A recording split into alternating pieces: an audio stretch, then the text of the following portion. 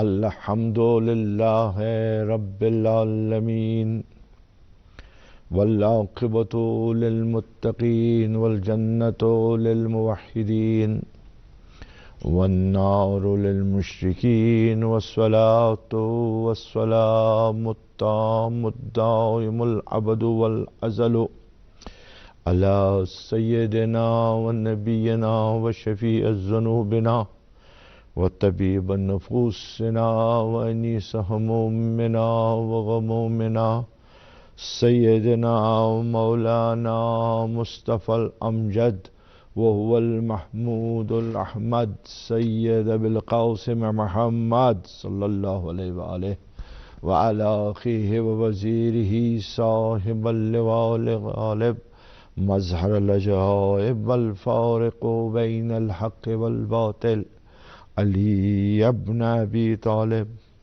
وعلی ابنائهم المعصومین الطیبین الطاہرین الائمہ الہادین المہدین ولعنۃ الدائمۃ علی اعدائهم اجمعین من یومنا ھذا الی یوم الدین فقد قال اللہ سبحانہ تبارک و تعالی فی کتابہ المبین وہو اصدق الصادقین وقولہ الحق اعوذ باللہ من الشیطان اللعین الرجیم بسم اللہ الرحمن الرحیم ان اللہ وملائکتہ یصلون علی النبی یا ایہا الذین آمنوا صلوا علیہ وسلموا تسلیما اللہم صل علی محمد وآل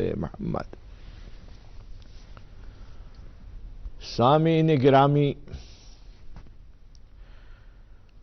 خداوند کریم وہ رحمان و رحیم، خالق موجودات، مالک کل، موجد اخلاق،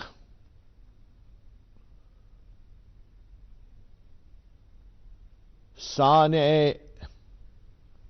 سماوات و ارضین، اپنے کلام بلاغت میں ارشاد فرماتا ہے، بے شک اللہ تبارک و تعالی اور اس کے ملائکہ درود و سلام بھیجتے ہیں نبی آخر الزمان صلی اللہ علیہ وآلہ وسلم پر۔ اے ایمان لانے والوں، اے صاحبان ایمان، تم بھی اپنے اس نبی پر درود اور سلام بھیج دو۔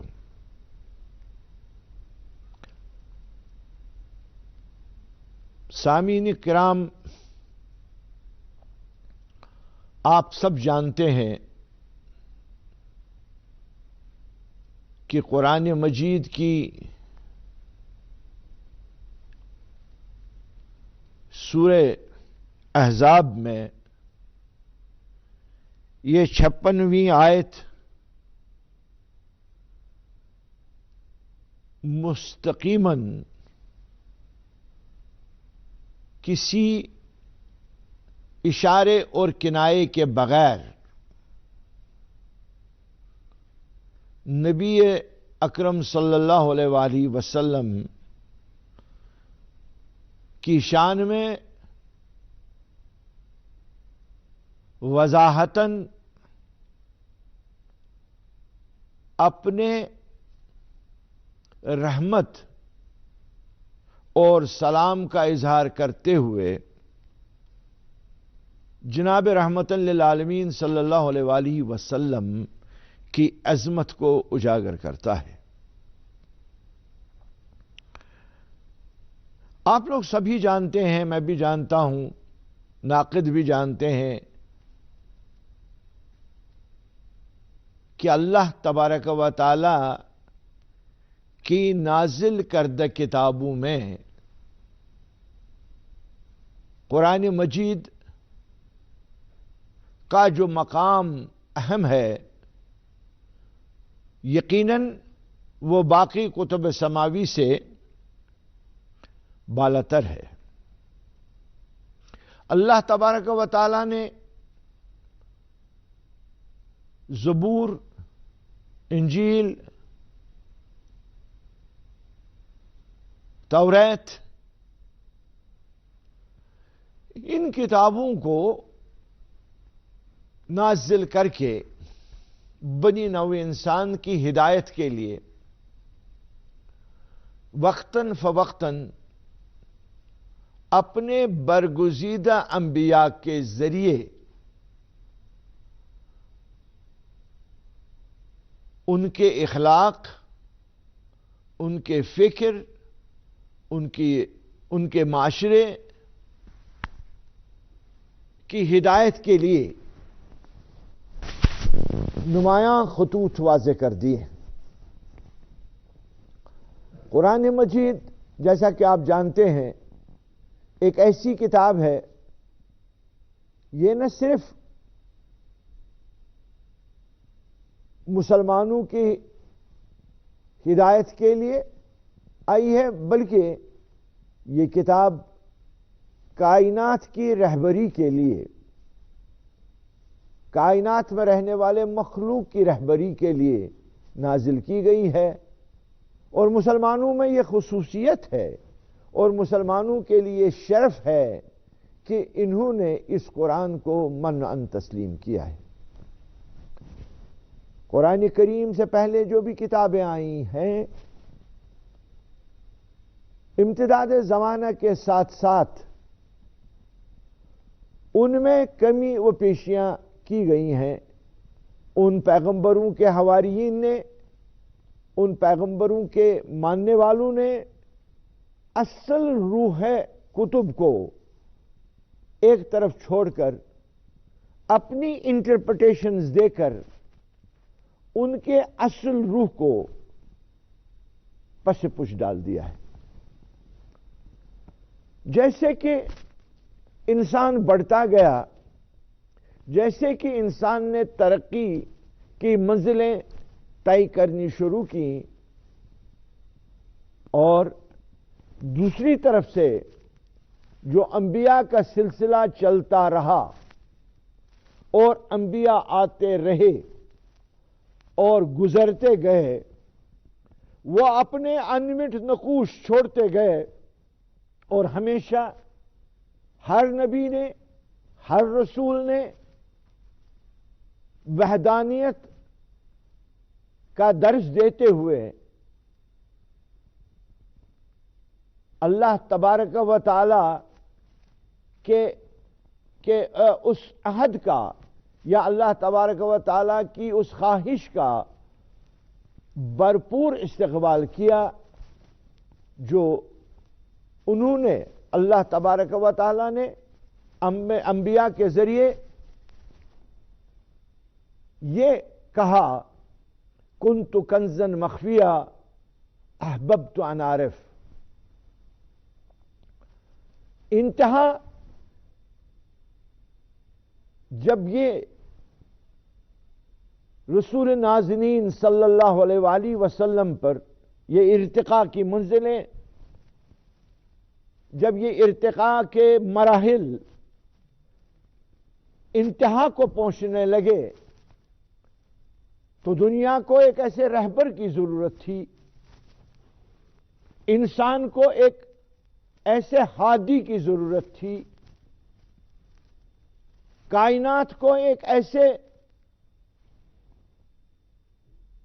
شخصیت کی ضرورت تھی جو اللہ تبارک و تعالی کی قدرت کا، اس کی تخلیق کا، اس کی خواہش کا بہترین نمونہ ہو، اور اس بہترین نمونے کو جس کو خود اللہ تبارک و تعالی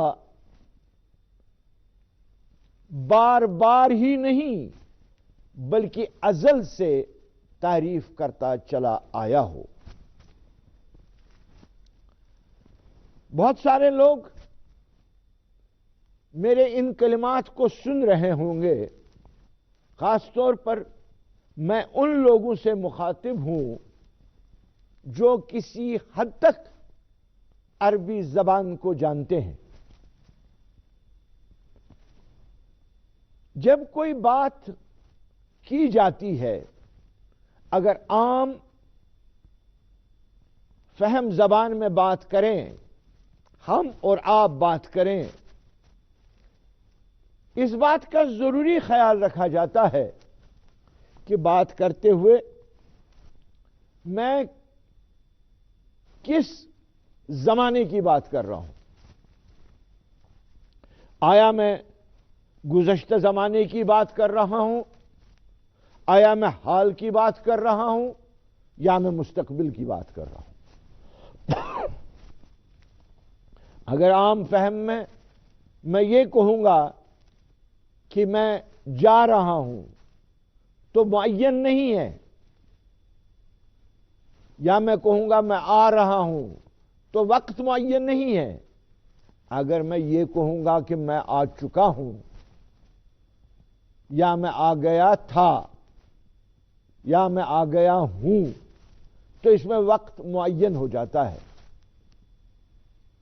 یا میں اس طرح کہوں کہ میں آنے والا ہوں، ابھی آیا نہیں ہوں، آنے والا ہوں، تو اس میں آئندہ وقت کا اظہار کیا جاتا ہے۔ اسی طرح عربی کی لغت میں جب بات کی جاتی ہے، جیسے کہ قرآن مجید میں اللہ تبارک و تعالیٰ فرماتا ہے، اے رسول صلی اللہ علیہ وسلم ان سے کہہ دیجئے کہ جب تمہارے رب نے کہا، زمانے قبل میں، وَإِذْ قَالَ رَبُّكَ، تمہارے پروردگار نے جب کہا، یعنی اللہ تبارک و تعالیٰ کہہ چکا ہے، کہہ نہیں رہا ہے، کہہ چکا ہے۔ وَإِذْ قَالَ رَبُّكَ لِلْمَلَائِكَةِ اسْجُدُوا لِآدَمَ فَسَجَّدُوا إِلَّا الْإِبْلِيسَ، جب میں نے کہا ان کو، ملائکہ کو، آدم کو سجدہ کرو، تمام نے سجدہ کیا ابلیس کے بغیر، یعنی سجدہ ہو چکا ہے۔ یہاں جو آئے کلام اللہ سورہ احزاب کی میں نے آپ کے سامنے دہرائی، تو اللہ تبارک و تعالی فرماتا ہے، ان اللہ و ملائکتہ، تیرا خدا، بے شک یہ خدا، بے شک میں، اللہ اپنے آپ کو کہتا ہے۔ اور ان اللہ، بے شک، اے رسول کہہ دیجئے نا، جبریل لے کر آیا نا پیغام، ان اللہ، بے شک اللہ تعالی، یصلون علی النبی، بے شک اللہ تعالی اور اس کے ملائکہ، یصلون علی النبی، درود بھیج رہے ہیں محمد عربی پر صلی اللہ علیہ وسلم۔ تو سامعین کرام، میرے دوست حضرات جو میری بات سن رہے ہیں، کیا اس میں زمانہ معین کیا گیا ہے؟ کیا کہیں زمانے کا تعین کیا گیا ہے؟ یہ آپ پر میں سوال چھوڑتا ہوں۔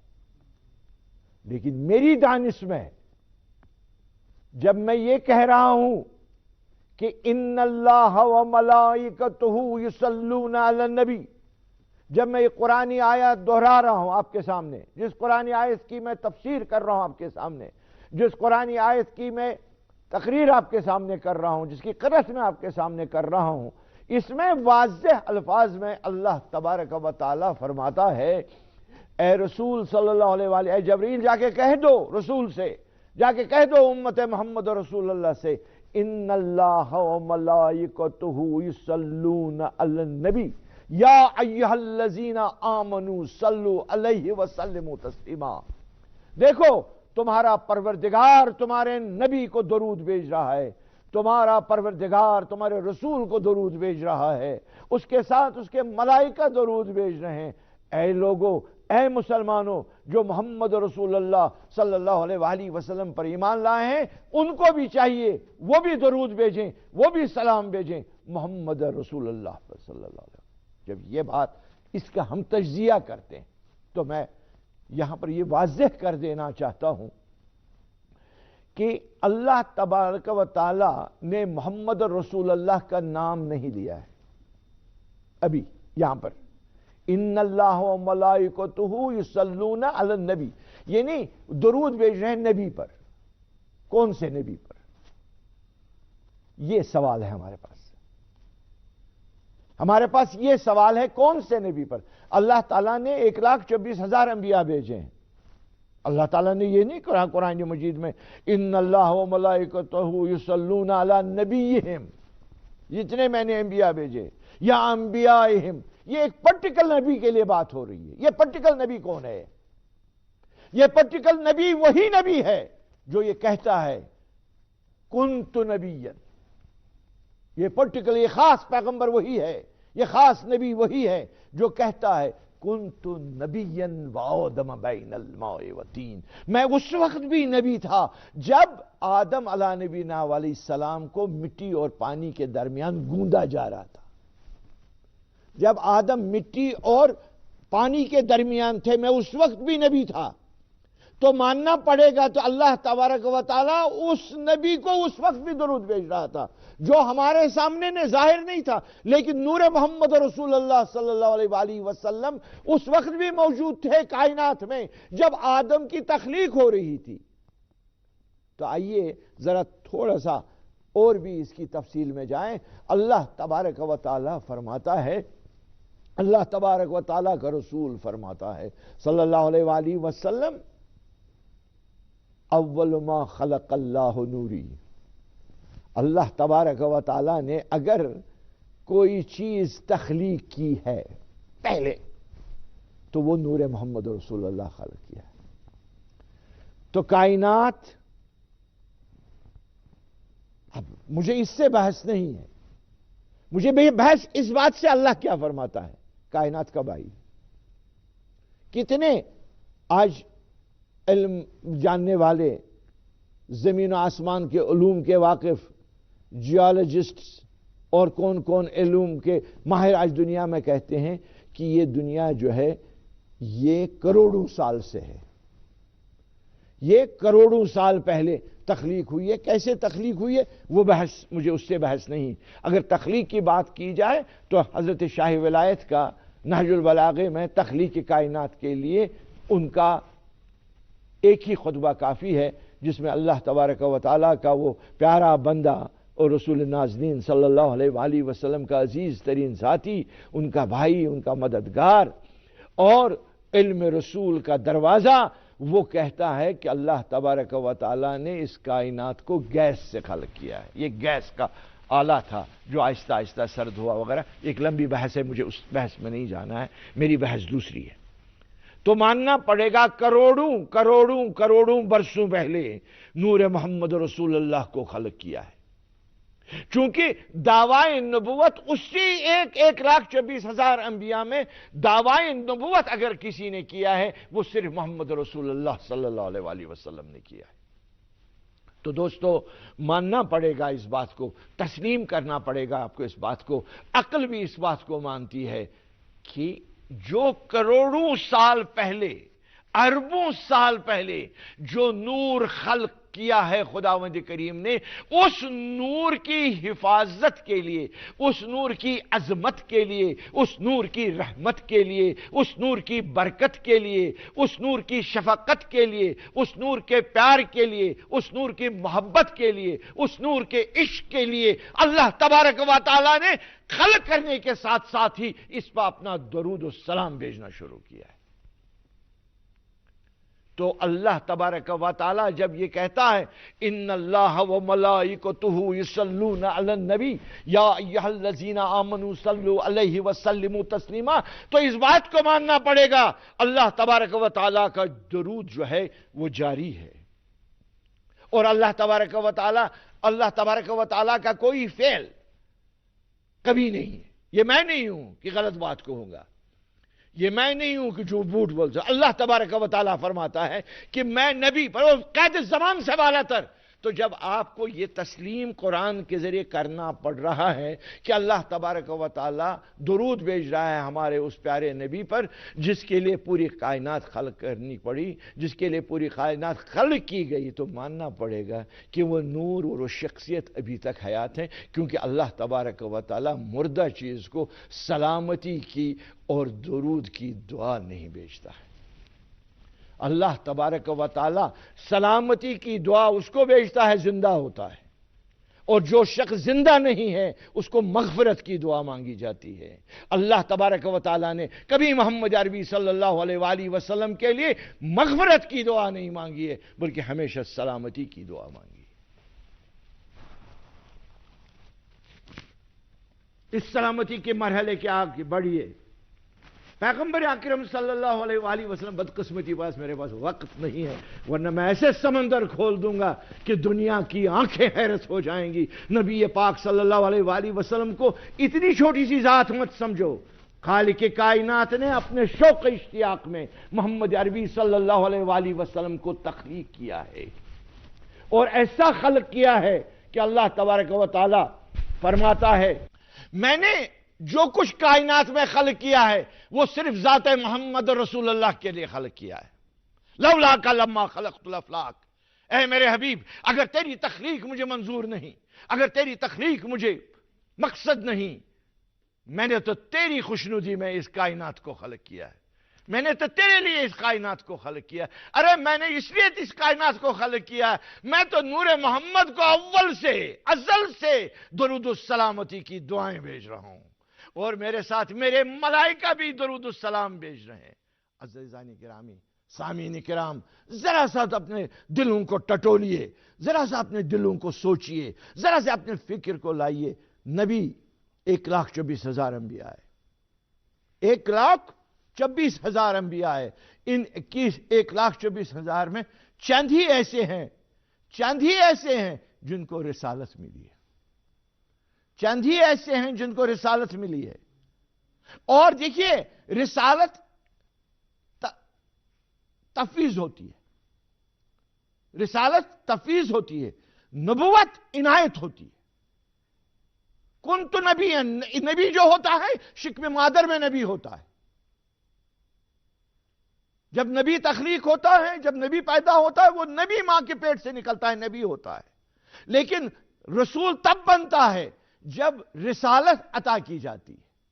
ہمارے نبی اکرم صلی اللہ علیہ وآلہ وسلم نبی تھے، تبھی اللہ تبارک و تعالیٰ نے یہ نہیں کہا کہ ان اللہ و ملائکۃ یصلون علی رسولہ، نہ، ان نے کہا ان اللہ و ملائکۃ یصلون علی نبی، میں اپنے نبی پر درود السلام بھیج رہا ہوں۔ لیکن رسول تب وہ بنے جب ہم نے ان کے رسالت حوالے کی۔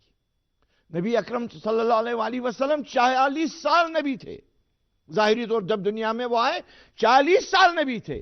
40 سال کے بعد جب اللہ تبارک و تعالی نے حکم کیا اقرأ باسم ربک الذی خلق، خلق الانسان من علق، رسالت ملی۔ جب یہ رسالت ملی تو دوسرا عہدہ ملا۔ دیکھیے، اللہ یہ دنیائی قاعدہ بھی ہے، اخروی قاعدہ بھی ہے، جتنا آپ بہتر کرو گے اتنا آپ کو اس کا جزا ملتا جائے گا۔ اگر بچہ امتحان صحیح دیتا ہے تو امتحان میں پاس ہوتا ہے، جب امتحان میں پاس ہوتا ہے اگر اچھے نمبرات لیے تو اس کو ڈسٹنکشن ملتا ہے، اور اگر اس سے بھی زیادہ اچھے ملیں تو ٹاپ آف دا لسٹ بنتا، اگر اس سے بھی اچھا کیا تو ٹاپ آف دا یونیورسٹی بنتا ہے۔ تو یہ مراحل ہیں، جتنا آپ، اسی طرح انبیاء میں بھی مراحل ہیں، تاریخ گواہ ہیں، آپ جانتے ہیں، مجھے اس میں وضاحت کرنے کی ضرورت نہیں ہے۔ ایسے نبی بھی ہیں جو صرف اپنے لیے نبی تھے، ایسے بھی تاریخ میں نبی آئے ہیں جو صرف اپنے گھر کے لیے نبی تھے، کچھ ایسے بھی نبی آئے ہیں جو صرف اپنے گاؤں کے لیے نبی تھے، کچھ ایسے بھی نبی آئے ہیں جو اپنے خطے کے لیے نبی تھے، اور کچھ ایسے بھی نبی آئے کہ ان کے زمانے میں اور بھی نبی تھے۔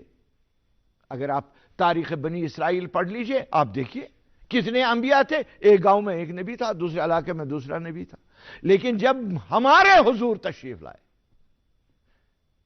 جب حبیب عالمین تشریف لائے، ایک ہی نبی تھے پورے عالم کے لیے، تبھی اللہ تبارک و تعالیٰ نے فرمایا وَمَا أَرْسَلْنَاكَ إِلَّا رحمتاً للعالمین۔ وہاں انہوں نے یہ نہیں کہا کہ میں نے تم کو بنی اسرائیل کے لیے بھیجا، انہیں یہ نہیں کہا کہ میں نے تم کو مسلمانوں کے لیے بھیجا، انہوں نے نہیں کہا کہ میں نے تم کو مدینے کے لوگوں کے لیے یا مکے کے لوگوں کے لیے کہا، انہوں نے کہا انت مکی والمدنی، تو مکی بھی ہے تو مدنی بھی ہے، تو عالمی شخصیت ہے۔ اور جب یہ عہدہ ملا، جو میں عرض کر رہا ہوں، جو مقصد ہے میرا کہنے کا، کہ جب یہ عہدہ ملا، اتنا عظیم عہدہ رسالت کا ملا، ہمارے حضور کو اس عہدے کے ساتھ ایک اور بہت بڑا عہدہ ملا جو کسی پیغمبر کو نہیں ملا۔ 1,24,000 انبیاء میں سے کسی پیغمبر کو نہیں ملا۔ سوچئے تو میں کس کی طرف اشارہ کر رہا ہوں؟ جب اللہ تبارک و تعالی فرماتا ہے سبحان الذی اسری بعبدہ لیلا من المسجد الحرام الی المسجد الاقصی، نبی اول سے ازل تک رسالت جب عنایت کی گئی، جب اللہ تعالیٰ نے سب سے بڑا درجہ دیا، عبد کا درجہ دیا، 1,24,000 انبیاء میں کسی بندے کو، دیکھیں رسالت ملی، حضرت موسیٰ بھی رسول تھے، حضرت ابراہیم بھی رسول تھے، حضرت عیسیٰ بھی رسول تھے، حضرت موسیٰ بھی رسول تھے۔ کہا جا سکتا ہے کہ حضرت عیسیٰ بھی تھے، کوئی خصوصیت نہیں۔ کہا جا سکتا ہے حضرت موسیٰ تھے، خصوصیت نہیں۔ ارے یہ خصوصیت تو چھوڑ دو، یہ خصوصیت دیکھو جب محمد عربی کو خداوند کریم قاب قوسین و ادنیٰ پر اپنے بندے کی حیثیت سے لے جاتا ہے، وہ نبی اکرم صلی اللہ علیہ وآلہ وسلم کی ذات کا انتہائی درجہ تھا۔ جب یہ انتہائی درجہ ہے اور ادھر سے صلوات کا درجہ ہے، تو خود ہی فیصلہ کر لیجئے کہ اللہ تبارک و تعالی مجھے حکم دیتا ہے، جس طرح میں درود پہنچا رہا ہوں، جس طرح میں ان کو سلامتی کا پیغام پہنچا رہا ہوں، آتے قیامت تک جتنے بھی مومنین آئیں گے، جتنے بھی مسلمان آئیں گے، جتنے بھی کلمہ گو آئیں گے، آپ بھی ملائکہ اور خدا کی طرح محمد و آل محمد پر درود بھیجتے رہیے۔ تو خداوند کریم یہ فرماتا ہے کہ یہ نہیں سمجھنا، میں محمل بات نہیں کرتا ہوں، میں یہ نہیں تم کو کہوں گا کہ تم مردے پر سلام بھیجو۔ ارے سلام تو زندے پر بھیجی جاتی ہے۔ ہمارے دادا کا انتقال ہوا ہے آج سے 105 سال پہلے، کوئی مرید میرا آتا ہے اور کہتا ہے بھائی مولانا حیدر علی صاحب آپ کے دادا تھے، ان کو ہماری طرف سے سلام پہنچا دیجئے۔ کوئی کہتا ہے کہ تمہارے والد کا انتقال ہوا ہے آج سے 45 سے 40 سال 50 سال پہلے، بھائی آپ مہربانی کر کے میں آپ کا مشکور ہوں، میرا انہیں نکاح پڑا ہے، میں ان کا مرید ہوں، میں نے سب کچھ انہیں سے سیکھا ہے، میرا ان کو سلام کر۔ دنیا کہے گی فاتر پاگل آدمی، ایک مردے کو کیا میں پہنچاؤں؟ یہاں تو حیات کی بات ہم کر رہے ہیں، سلامتی کی دعائیں اس کو دی جا رہی ہیں جو سالم ہو، درود اس کو پہنچایا جا رہا ہے جو سن رہا ہو۔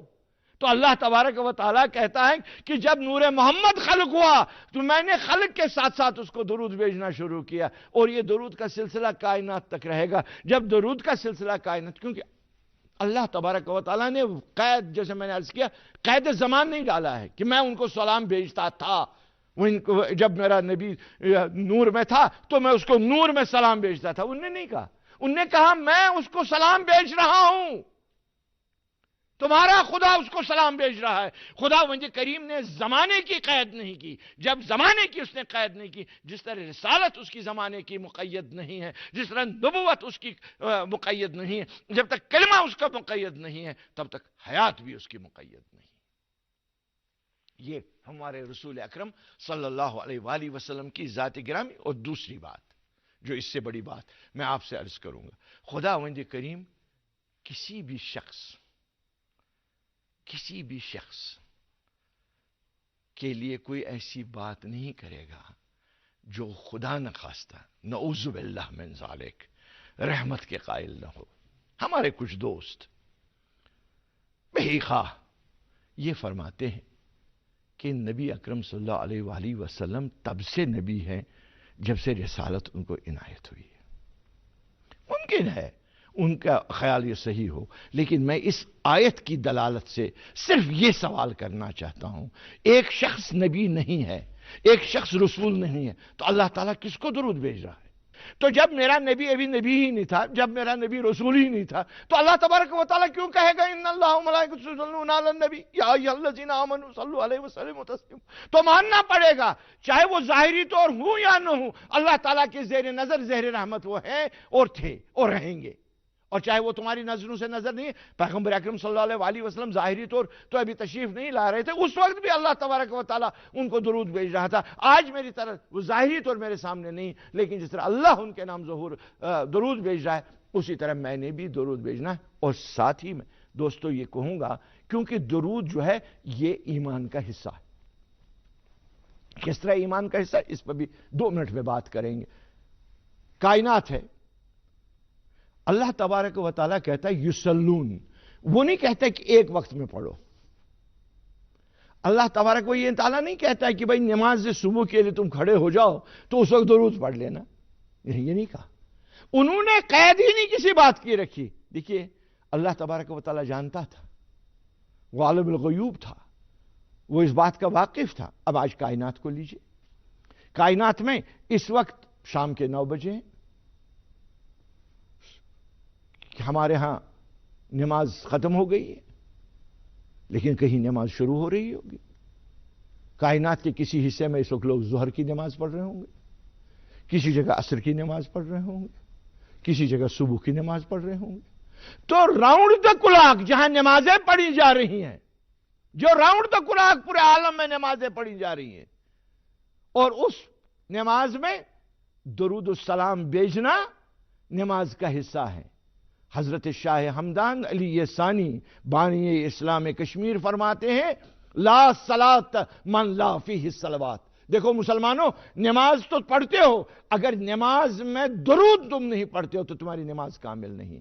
تو یہ نماز کا درود جو ہے حصہ ہے، اور درود اسی پر جائے گا جو محمد رسول اللہ کو حیات جانے گا، کیونکہ پیغمبر نازنین صلی اللہ علیہ وآلہ وسلم کا حیاتی پیغام جو ہے وہ ہماری رگ پے میں موجود ہے۔ اسلام کی جو روح ہے، اسلام کا جو مغز ہے، اسلام کا جو نچوڑ ہے، وہ کردار محمد رسول اللہ ہے۔ اسلام میں قرآن بھی اسی کے اراؤنڈ ہے۔ قرآن میں ذات محمد رسول اللہ نکالو، قرآن نہیں ہے۔ ہمیں نہیں پتا قرآن کیا ہے۔ قرآن کوئی کتاب اللہ تبارک و تعالیٰ نے آ کے عرب کے صحرا میں ڈالی اور مجھ کو کہا پڑھو، یہ تو قرآن وہ نہیں ہے۔ قرآن یہ ہے وما ينطق عن الهوى، ان سورہ نجم کی آیت 27ویں پارہ، جن کو یاد ہو وہ یاد کرے، کہ فرماتا ہے خداوند کریم وما ينطق عن الهوى ان هو الا وحی یوحی۔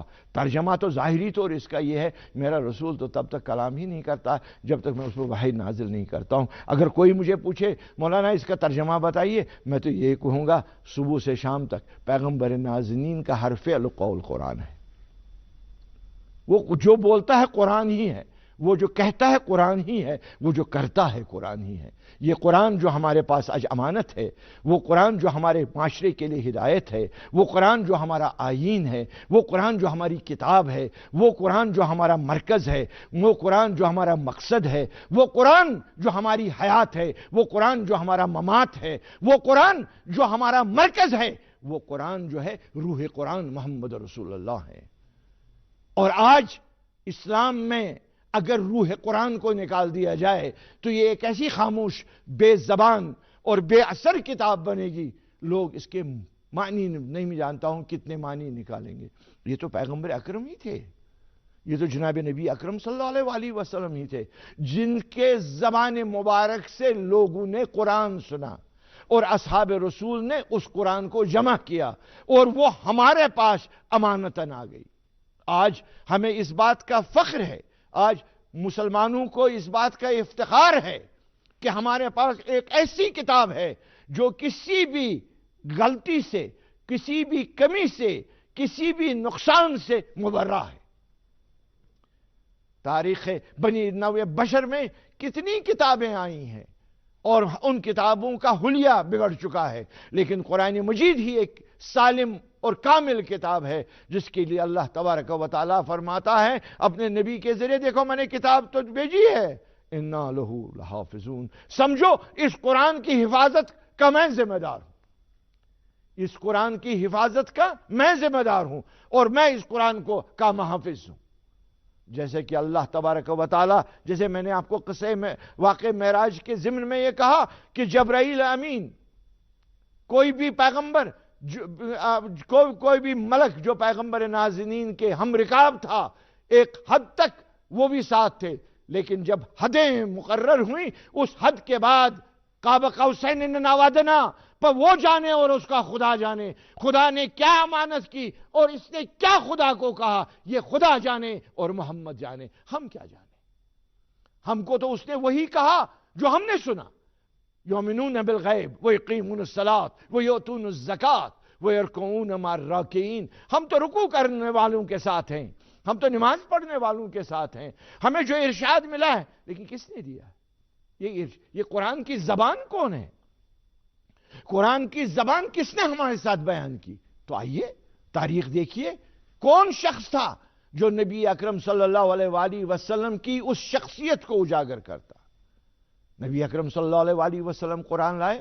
بدقسمتی یہ ہے کہ ہم حضرت محمد رسول اللہ صلی اللہ علیہ وسلم کی شخصیت اور اس وقت ماحول کو نہ سمجھتے ہوئے ایک ایسا تصور ہم اسلام کا بنا چکے ہیں، آج ہم کو خود اس اسلام پر شرم آتی ہے۔ اسلام جو امن و آشتی کا دین تھا، اسلام جو اخوت اور برادری کا دین تھا، جس میں مواخات تھے، جس میں مواسات تھے، جس میں اونچ نیچ نہیں تھا، جس میں اللہ تبارک و تعالیٰ فرماتا ہے لن تنالوا البر حتى تنفقوا مما تحبون، دیکھ تم لوگ میرے پاس خاندان لے کر نہ آنا، تم لوگ میرے پاس کوئی قبیلہ داری لے کر نہیں آنا، میرے پاس اگر عظمت ہے، اگر میرے پاس کسی کا درجہ ہے، اگر میرے پاس کسی کا رتبہ ہے تو وہ تقویٰ ہے۔ اب تقویٰ یہ تو نہیں ہے کہ یہاں پر میں سجدے کا داغ لے کر آؤں، تقویٰ خدا سے ڈر، اخلاق محمد اختیار کر، کائنات کے ساتھ محبت کر، کائنات میں رہنے والوں لوگوں کے ساتھ محبت کر، یہ پیغام محمد رسول اللہ صلی اللہ علیہ وآلہ وسلم تھا، یہ قرآن کا پیغام تھا۔ لیکن آج ہم نے آنکھیں بند کی، آج ہم کہتے ہیں کہ قرآن کافی ہے۔ قرآن تو سمجھو، قرآن پڑھنے والوں، قاری قرآن بننے سے کچھ نہیں ہوتا ہے۔ سب لوگ قرآن یاد کرتے ہیں، لیکن قرآن پر عمل کرنا سب سے بڑی بات ہے۔ آج ہم لوگوں کا قاری قرآن بن کر دل بہلا رہے ہیں، لیکن سیرت محمد سے ہٹ رہے ہیں۔ سیرت محمد سے ہٹنا نہیں ہے، کیونکہ جیسے میں نے عرض کیا، ہمارا ایمان ہے کہ وہ دیکھ رہا ہے۔ جو ہم کہتے ہیں السلام علیکم یا رسول اللہ، کس کو ہم سلام کہتے ہیں؟ آپ نماز میں السلام علیکم ورحمۃ اللہ کس کو کہتے ہیں؟ کون ہے آپ کے پاس؟ کس کو کہتے ہیں؟ کہاں ہے آپ کے پاس؟ کس کو آپ سلام پھیرتے ہیں؟ کس کو کہتے ہیں؟ تو ماننا پڑے گا کوئی حیات ہے جو آپ کی بات کی تصدیق کر رہا ہے۔ میں نے تو اے رسول تم کو اپنا شاہد بنا کر بھیجا ہے اور ان لوگوں کی عبادت کا شاہد بنا کر بھیجا ہے۔ ارے جب تک رسالت کی مہر میرے اعمال پر نہ ہو تو میرے اعمال بیکار۔ اللہ تبارک و تعالیٰ فرماتا ہے اپنے حبیب سے، دیکھو حبیب، میں نے تم کو ایک نذیر بنا کر بھیجا ہے، مثال بنا کر بھیجا ہے۔ تو یہ مثال مردہ نہیں ہوتی ہے، یہ مثال حیات ہے، یہ مثالی کریکٹر حیات ہے۔ اور حدیث شریف میں آیا ہے من مات ولم یعرف امام الزمانے مات میتۃ جاہلیہ، ہمارے زمانے کا سب سے بڑا امام محمد رسول اللہ ہے۔ جب تک ہم اس کی رسالت پر ایمان نہیں رکھیں گے، جب تک اس کی حیات پر ہم ایمان نہیں رکھیں گے، ہماری نمازیں بیکار، ہمارے روزے بیکار، ہمارے اعمال بیکار۔ کیونکہ خداوند کریم نے صحرا میں قرآن نہیں ڈالا ہے کہ میں اٹھا کے چلوں یہ میرا قرآن ہے۔ یہ قرآن تو محمد عربی نے مجھ کو دیا ہے، اور جب یہ قرآن دوبارہ تباہ کر دیا گیا، یہ قرآن جب صحرا میں پھینک دیا گیا، جب اموی خاندان نے اس اسلام کے آئین کو پارا پارا کرنے کی کوشش کی. بتاؤ دنیا والوں کون اٹھا جس نے لبیک کہا؟ کیا کوئی حسین کے بغیر تھا کائنات میں اس وقت؟ اگر بڑے بڑے اصحاب موجود تھے، اللہ ان کو مغفرت کرے، اللہ ان کو درجہ اونچا عطا کرے، لیکن کوئی نہیں نکلا. حسین علیہ السلام نے اس کو لبیک کیا، اور ایسے انداز سے لبیک کیا کہ تاریخ دیکھتی رہ گئی. ارے حسین جنگ کرنے تو نہیں نکلے. حسین کا اگر جنگ کا مقصد تھا تو مدینے میں اور مکے میں بیٹھ کر وہ فوج جمع کرتے، ضرور کر سکتے تھے. اتنا نبی اکرم صلی اللہ علیہ وآلہ وسلم کی ذات بابرکت کا اور لوگوں کو اتنا عقیدہ تھا کہ وہ حسین ابن علی کے ہمراہ آتے، لیکن انہوں نے نہیں کہا. انہوں نے کہا کہ میں دنیا کو باور کراؤں گا، میں دنیا کو بتاؤں گا کہ میرے نانا نے یہ اسلام نہیں دیا ہے جو اسلام تم کو آج بنی امیہ کے تخت سے کہا جا رہا ہے. میرے نانا کا منبر تھا اور آج کل کے حاکم کا تخت ہے. تخت اور منبر میں آسمان و زمین کا فرق ہے. تخت ظلم سے بنتا ہے، منبر عنایت سے ملتا ہے. یہ اقتصابی ہے تو بادشاہ قتل کر کے آیا. ہم نے تو محمد رسول اللہ کی حکومت رحمت للعالمین کہہ کے بنائی. اتنا ہی نہیں، لوگ تو جوک در جوک آئے. کوئی جبر نہیں تھا، کوئی ظلم نہیں تھا. جس کے دل میں بات نبھائی وہ آیا. اور قرآن مجید کا حکم قطعی ہے، لا اکراہ فی الدین قد تبین الرشد من الغی فمن یکفر بطاغوت ویؤمن باللہ فقد استمسک بالعروۃ الوثقی لا انفصام لها واللہ السمیع العلیم. یہ تو قرآن کا وہ پیغام لے کر آئے. حسین علیہ السلام نکلے، اور نکلے شان سے. کیسے نکلے؟ جب انہوں نے دیکھا کہ مدینے میں حالات خراب ہو رہے ہیں اور اگر میں اس وقت نہ نکلوں تو تاریخ مجھے بھی قصوروار ٹھہرائے گی. سفر کی تیاری کی. لوگوں نے کوفے سے بلایا. کوفہ جانا نہیں چاہتے تھے. انہوں نے کہا ترک کروں گا، چلو مکہ جاؤں، وہاں لوگوں کو سمجھاؤں گا. تشریف لائے. تشریف لے جانے کی تیاری انہوں نے کی. مختصر میں عرض کروں گا، نانا کی قبر کو سلام کیا، اپنی والدہ گرامی حضرت زہرا کی قبر کو چوما، بیوی بچے مستورات لے کر سب کو لے کر پہنچے. مکے میں وارد ہوئے. مکے میں پہنچے، لوگوں کا آنا جانا ہوا. اتنے میں ہزاروں خطوط کوفے سے آئے کہ ہم بنی امیہ کے ظلم و ستم کے تب مارے ہوئے ہیں. آپ رسول اللہ کے نواسے ہیں، آپ رسول اللہ کے وارث ہیں، آپ غدیر کے وارث ہیں، آپ حجت الوداع کے وارث ہیں. آئیے، نہیں تو کل محشر میں ہم آپ کو آپ کے نانا کے سامنے کھڑا کریں گے. امام حسین علیہ السلام غور و فکر میں لگے ہوئے ہیں. تاریخ کہتی ہے کہ 12,000 خطوط کوفے سے آئے. آپ نے اپنے چچے زاد بھائی یا بہنوئی جو تھے ان کو، حضرت مسلم ابن عقیل کو کوفہ بھیجا کہ وہ حالات کا مشاہدہ کر کے مجھے اطلاع دیں.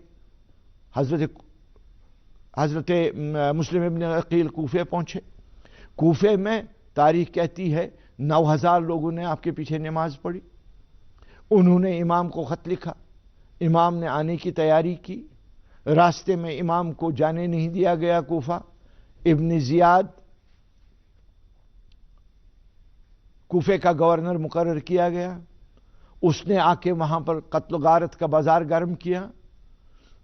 اسی مسلم ابن عقیل کو، جو سفیر امام حسین کی حیثیت سے کوفے میں آئے تھے، آپ سن کر تعجب کریں گے کیونکہ تاریخ سے ناواقفیت کی وجہ سے آپ لوگوں کو بہت واقعات کا علم نہیں ہے.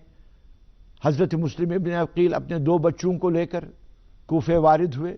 ہانی ابن عروہ کے گھر ٹھہرے. حالات نے پلٹا کھایا. ابن زیاد نے آپ کو گرفتار کروایا. یہی مسلم ابن عقیل جو حضرت عقیل کے بیٹے تھے، حضرت عقیل جو شاہ ولایت کے بھائی تھے، جو امام حسین کے بہنوئی تھے، اسی عقیل کا سر قلم کر کے دروازے کوفہ پر لٹکایا گیا. لاشے کو لٹکایا گیا. اور تیسرے دن اسی مسلم ابن عقیل کے سر کو نیزے پر بلند کر کے شام بھیج دیا گیا۔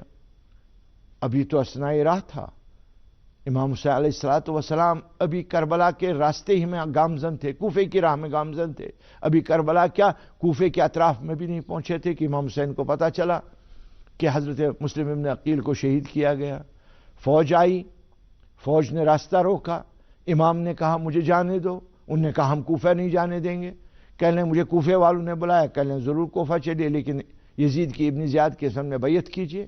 امام حسین نے کہا میں بیعت نہیں کروں گا۔ یہ تفصیلی جائزہ، میں مختصر جائزہ آپ کے سامنے دہراتا رہا ہوں۔ گھیرا گیا امام حسین کو، اور جب تک ان کو ایک ایسی سرزمین میں پہنچایا گیا جس کی میں تفصیل میں جانا نہیں چاہتا ہوں، ایک ایسی سرزمین میں جو بے آب و گیا میدان تھا، وہاں امام حسین کو مجبوراً انہوں نے اتارا۔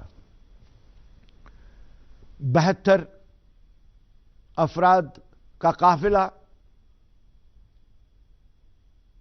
اور اس کے علاوہ کچھ مخدرات عصمت، کچھ بیٹیاں، کچھ بہویں، کچھ بیویاں، کچھ بہنیں، کچھ نوکرانیاں، ان کو لے کر امام حسین کربلا کے میدان میں بیٹھے۔ کون امام حسین؟ پیغمبر نازنین کا نواسا امام حسین۔ کون امام حسین؟ جس کو نبی اکرم دوش رسالت پر گماتے تھے۔ کون امام حسین کہ جن کے لیے رسول اللہ فرماتے تھے امام حسین کا ایک آنکھ کا قطرہ جو ہے مجھے تڑپاتا ہے۔ ان حالات میں ان کو کربلا کے میدان میں بیٹھنا پڑا۔ 5-7 محرم تک امام حسین نے صلح و صفائی کی کوشش کی اور اجازت مانگی کہ مجھے اجازت دو، میں عراق کی سرزمین سے دور چلا جاؤں گا۔ حتیٰ کہ ایک روایت یہ بھی ہے کہ انہوں نے کہا اگر تمہیں میرے وجود سے یہاں تکلیف ہوتی ہے تو کوئی ملک ہندوستان ہے، ہند ہے، میں وہاں چلا جاؤں گا، وہاں کافر وہاں کے شاید میرے لیے بہتر تم کلمہ گوؤں سے ہوں گے۔ لیکن امام حسین کو اجازت نہیں ملی، اور طرح امتیاز ان کلمہ گوؤں کا یہ ہے کہ 6 محرم کی شام کے بعد ان نے کہا دیکھو امام حسین کے خیمے میں آج سے ایک قطرہ پانی نہیں جائے گا۔ 7 محرم کا دن گزرا، 8 محرم کا دن گزرا، 9 محرم کا دن گزرا۔ اب آپ خود سمجھ سکتے ہیں آج کل کے زمانے میں جو حاجی وغیرہ جاتے ہیں، ان سہولیتوں کے باوجود اس گرمی میں انسان کا کیا حالت ہو جاتی ہے، آپ بہتر مجھ سے سمجھ سکتے ہیں۔ آج کل کے زمانے میں تمام فیسلٹیوں کے باوجود آج بھی اگر دیکھا جائے، میں نے بھی دیکھا ہے اور آپ نے بھی دیکھا ہوگا، 57-58 کا ٹیمپریچر ہو جاتا ہے۔ اب اس زمانے کی حالت، آپ 1400 سال پہلے کی حالت دیجئے، نہ وہ سہولتیں تھیں، نہ وہ خیمے تھے، بس اس بے کسی کے عالم میں نبی اکرم صلی اللہ علیہ وآلہ وسلم کا نواسا، حضرت علی کا فرزند، حضرت فاطمہ کا جگر گوشہ، کربلا کے میدان میں چند بیویوں اور چند بوڑھوں اور چند بچوں کے ساتھ خیمہ زن ہے۔ 3 دن سے بھی بھوک اور پیاس نے تڑپایا ہے، بیویوں کے سینے خشک ہو گئے ہیں، بچوں کی زبانیں خشک ہو گئی ہیں، کلیجہ پھٹنے کو آیا ہے، ہر بچہ اپنی ماں سے پانی کی ایک بوند مانگ رہا ہے۔ بچوں کا دل بہلانے کے لیے مائیں ان کو سینے سے لگاتی ہیں، سینے خشک ہو چکے ہیں۔ ماؤں کے پاس اگر پانی ہوتا تو دودھ ہوتا، وہ مائیں بیچاری بھی بھوک اور پیاس سے تڑپ رہی تھی۔ بچوں کا عالم آپ خود سمجھ سکتے ہیں، اور بچوں نے پانی مانگا، کبھی علی اکبر سے جا کے درخواست کی، کبھی حضرت عباس سے درخواست کی، کبھی خود حسین مظلوم سے درخواست کی۔ ان حالات میں امام حسین نے دن گزارے اور اللہ تبارک و تعالیٰ کے حضور میں اپنے کو پیش کیا۔ یہ اس نظریے اور اس رسالت کی تصویر ہے، جس رسالت اور جس نظریے کی تصویر خداوند کریم نے عرش معظم پر محمدن عبدہ و رسولہ کے لیے کھینچی ہے۔ آج وہی محمدن عبدہ و رسولہ کی تصویر کربلا کے میدان میں پارا پارا ہو رہی ہے۔ آج یہ حسین شہید نہیں ہو رہے ہیں، آج محمد عربی کا حسین نہیں شہید ہو رہا ہے بلکہ آج خود محمد عربی شہید ہو رہے ہیں. اور جیسے کہ نبی اکرم نے فرمایا حسین منی وانا من الحسین. اور سامعین گرام عزاداروں، 10 کی صبح تیمم سے نماز پڑھی گئی. پانی کا ایک بوند نہ تھا جس سے لوگ جا کے وضو کرتے. امام نے تیمم کیا، نماز ہوئی اور صبح سے صفیں درست ہوئیں. جو تاریخ ہمیں بتاتی ہے نماز ظہر سے پہلے امام حسین علیہ الصلاۃ والسلام کے قافلہ کا صفایا ہو چکا تھا. عاشورے کا دن تھا. کبھی امام مظلوم ساتھیوں کے سرہانے پہنچ رہے تھے، کبھی مسلم ابن اوسجہ کی خبرگیری کر رہے تھے، کبھی حبیب ابن مظاہر کے پیشانی پر بوسہ دے رہے تھے، کبھی جا کر حضرت عباس علمدار کے کٹے ہوئے شانوں کو اٹھا رہے تھے، کبھی جا کر علی اکبر کی برچھی کو سینے سے نکالنے کی کوشش کر رہے تھے، کبھی حضرت قاسم جیسے دلہے کے بدن کو جو ٹکڑے ٹکڑے گوڑوں کے سموں کے نیچے ہوا تھا اس کو جمع کر رہے تھے. ان حالات میں آپ خود سوچئے امام حسین کا وہ عزم، امام حسین کا وہ وجود، امام حسین کو وہ فکر. بتائیے کیا عالم میں کوئی ایسا ہے جو اس طریقے پر خداوند کریم کے حضور ہدیے نذرانہ، عقیدت کا نذرانہ، محبت کا نذرانہ، کیا حضرت ابراہیم کے بیٹے سے پڑھ کر قربانی آج نہیں دے رہا ہے حسین؟ کیا آج 20 اسماعیل کربلا میں شہید نہیں ہو رہے ہیں؟ کیا حضرت امام حسین علیہ الصلوۃ والسلام کے بیٹے انبیاء کے بیٹوں سے کمتر ہیں؟ کیا خدا نے یہ نہیں، کیا رسول نے یہ نہیں فرمایا ہے انبیاء بنی اسرائیل، علماء امتی کا انبیاء بنی اسرائیل؟ ارے میری امت کے جو علماء ہیں وہ بنی اسرائیل کے انبیاء کے برابر ہیں. دوستو یہ تو نبی کے نواسے ہیں، ان کو بھی تو وہی درجہ دو. کم سے کم اگر علماء کا درجہ نہیں دو، نبی کے نواسے کا درجہ دو. اور دیکھو کہ نبی کا نواسا کس حالت میں کربلا کی میدان میں ایک ایک لاشے کو جمع کر کے خداوند کریم کے حضور میں یہ کہہ رہا ہے خدایا یہ میرا بیٹا کڑیل جوان ہے، یہ میں نے پیش کیا. عزادارو، ایک ایک لمحہ گزرتا گیا، ایک ایک وقت گزرتا گیا. ایک وقت وہ آیا اب جب امام پر خود نوبت پہنچی. امام گئے خیمے میں رخصت حاصل کی. تاریخ کہتے ہیں، تاریخ گواہ ہے، ایک دفعہ خیمے خالی ہو گئے، ایک دفعہ خیمہ خالی ہو گیا. اس خیمے میں صرف تنہا حضرت زینب جو امام حسین کی بہن اور امام حسین ہے. کہنے امام حسین آگے آگے چل رہے ہیں، امام کی آخری ملاقات ہے، سب اہل بیت کو رخصت کر کے چلے امام. اب جب خیمے کے دروازے کے پاس پہنچے حضرت زینب نے واپس بلایا. کہا بہن واپس کیوں بلایا؟ کہا بھیا آپ کے گلے میں یہ جو گلوبند ہے یہ ذرا ایک دقیقے لیے اتار دیجئے.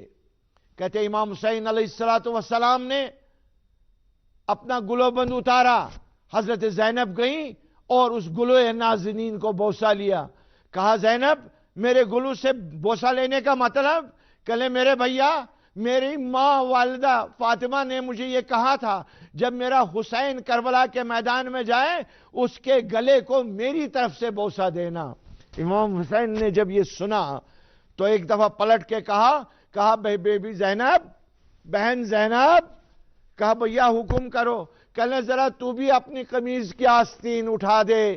کہتے ہیں زینب نے قمیض کے آستین اٹھائے. کہا بھیا کیا کرنا ہے؟ کہنے میرے مرنے کے بعد اس پہ رسن کے اور زنجیروں کے نشان ہوں گے، میں ان پر بوسہ دینا چاہتا ہوں. عزاداران سید شہداء یاد کر لیجئے کہ جب امام حسین شہید ہو گئے اور امام حسین کا سر نیزے پر بلند کیا گیا. پہلا کام کیا تھا؟ یزید کی فوج آئی، حضرت زینب، ام کلثوم، لیلا، سکینہ، رباب سب کو زنجیروں میں بند کر دیا. آئے رسول کی بیٹیوں، تم پر سلام ہو، جنہوں نے اخلاق سمجھایا، جنہوں نے اسلام سمجھایا، آج وہی ننگے سر بیڑیاں بندھی ہوئی ہیں کربلا کے میدان میں اغیار کے سامنے کھڑی. یلد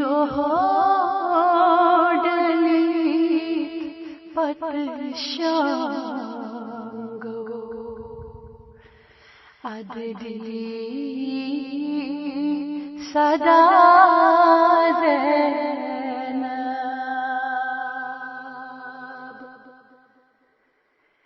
یلد پتشانگو عدلی صدا زینب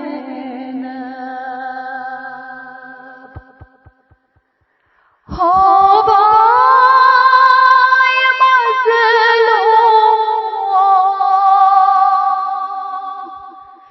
ہو بائے مظلوم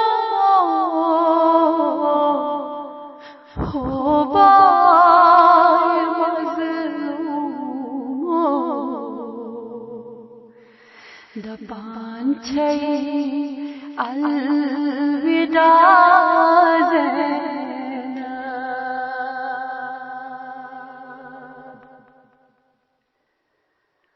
وَإِنِ چھُمان قاسم شہاد اکبر بعید لاور بوئی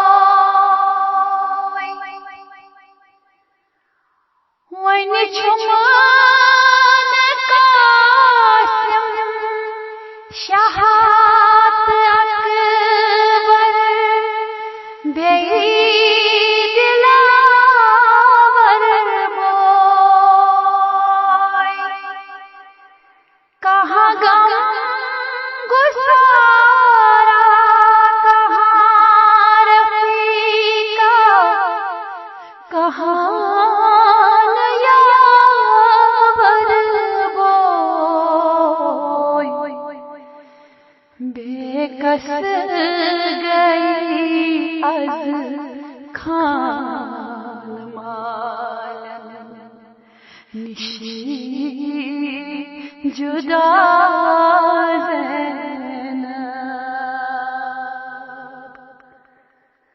بے کس گئی از خان مال نشی جدا زینب ہو بائے مظلوم ہو بائے مظلوم ہو بائے مظلوم دبان چھئی الوداع زینب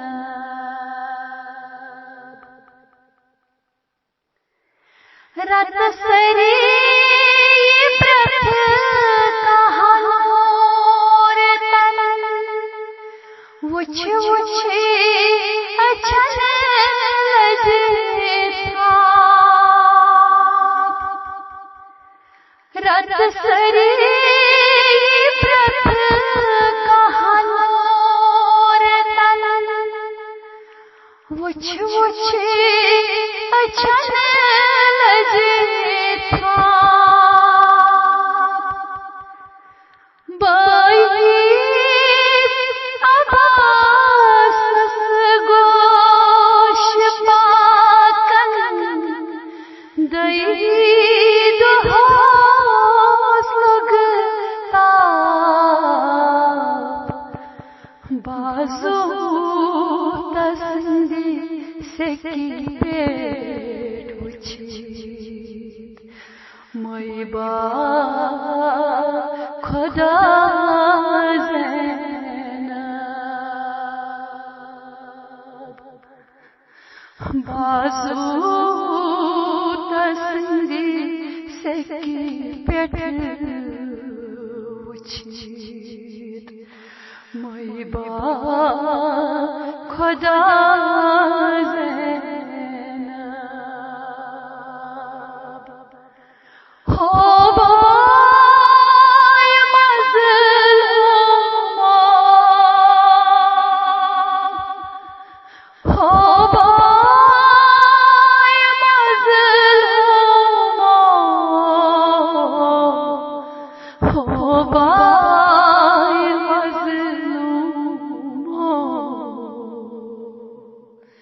دبان چھی الوداع زینب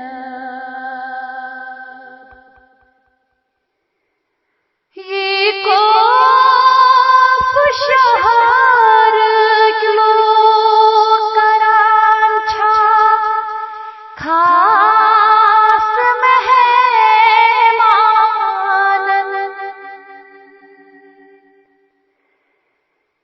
یہ کوف شہر کلو کران چھا خاص مہمان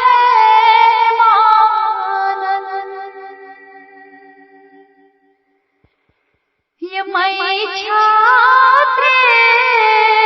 پھیریو مکھ لکٹی معصوم رنجیلان یمنی ستمگارن منگیا تۄہہِ کیُتھ کفن زینب یمنی ستمگارن منگیا تۄہہِ کیُتھ کفن زینب ہو بای مظلوم ہو بای مظلوم ہو بای مظلوم دبان چھی الوداع زینب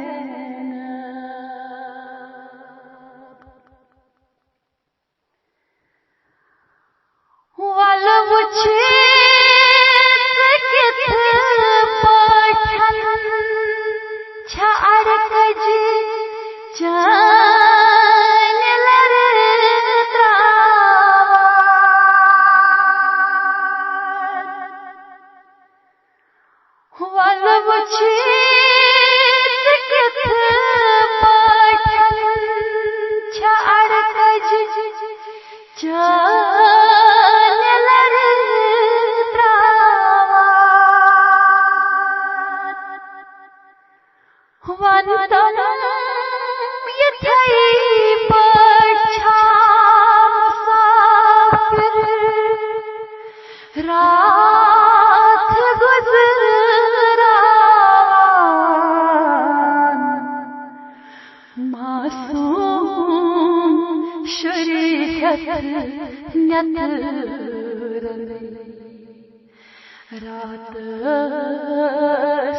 شنگیا زینب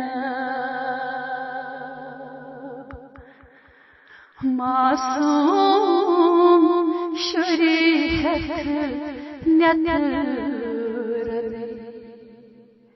رات شنگیا زینب ہو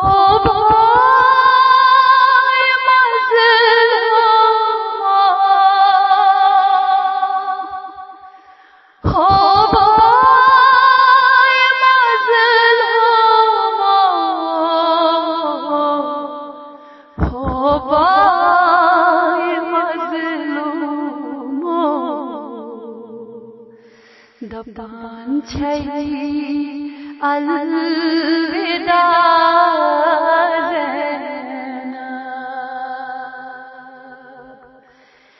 یلی دو ڈلی پتشانگو ادری صدا زینب ادری صدا زینب ادری صدا زینب